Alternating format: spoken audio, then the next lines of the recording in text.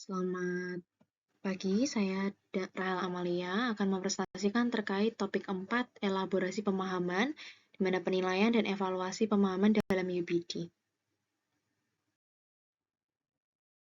UBD atau Understanding by Design memiliki desain mundur atau backward design yang digunakan untuk mendorong guru dan perencana kurikulum untuk lebih dahulu dalam berpikir seperti asesor sebelum merancang unit dan pelajaran tertentu. Nah, bukti penilaian yang dibutuhkan mencerminkan hasil yang diinginkan yang diidentifikasi pada tahap 1. Sehingga lebih dahulu mempertimbangkan bukti penilaian yang diperlukan untuk mendokumentasikan dan memvalidasi bahwa pembelajaran yang ditargetkan tercapai. Oleh karena itu, menggunakan pendekatan UBD untuk mempertajam dan memfokuskan pembelajaran. Jadi dalam kerangka UBD sendiri, yang diambil dari literatur, telah diidentifikasikan terdapat 6 aspek pemahaman untuk tujuan penilaian. 6 aspek tersebut meliputi dapat menjelaskan, menafsirkan, menerapkan, memiliki perspektif, dapat berempati, dan memiliki pengetahuan diri. 6 penilaian tersebut memiliki rubrik di setiap aspeknya. Nah, yang pertama ada penjelasan. Terdapat akurat, koheren, dibenarkan, sistematis, dan produktif. Lalu dilanjutkan dengan penafsiran, di mana di situ ada bermakna, berbagai wawasan, signifikan, ilustrasi, dan membuat jelas.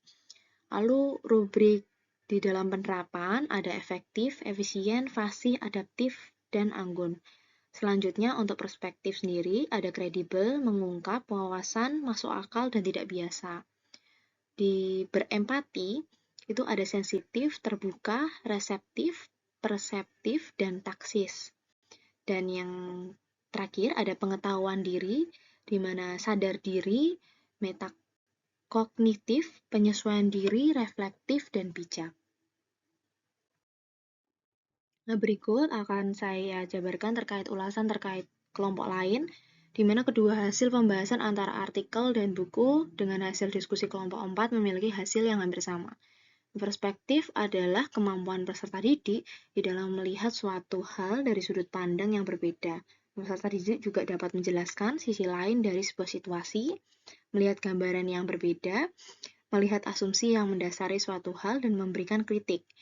Sebagai contoh, pada materi bangun ruang, di mana peserta didik diharapkan pada sebuah soal cerita, di dalam soal cerita tersebut, tentunya peserta didik harus dapat menganalisis dan menyelesaikan permasalahan terkait materi bangun ruang yang ada pada soal cerita tersebut.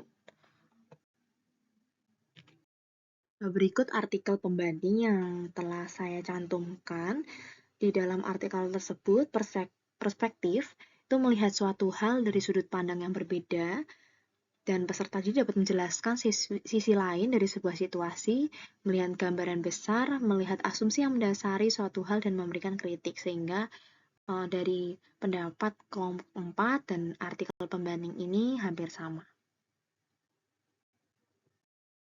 Nah, dikarenakan di dalam UBD ini juga terdapat asesmen, maka untuk umpan balik formatif berkelanjutan untuk peserta didik dan pendidik ada 3 hal, yaitu asesmen tugas, bukti penilaian, dan kriteria penilaian. Hal ini penting karena di dalam asesmen tugas itu terdapat tes, tugas, atau kegiatan yang memberikan kesempatan kepada peserta didik untuk mendemonstrasikan apa yang mereka pahami, ketahui, dan mampu lakukan, serta menerima informasi umpan balik untuk perbaikan peserta didik.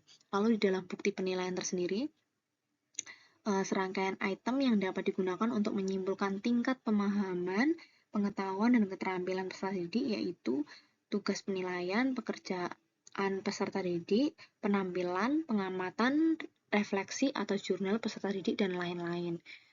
Lalu kriteria penilaian sendiri, deskripsi tingkat capaian tugas tertentu yang berasal dari hasil yang diinginkan dan divalidasi oleh tinjauan berbagai sampel pekerjaan peserta didik. Sekian presentasi dari saya terkait ulasan terhadap kelompok lain dan tentang UBD ini sendiri. Terima kasih.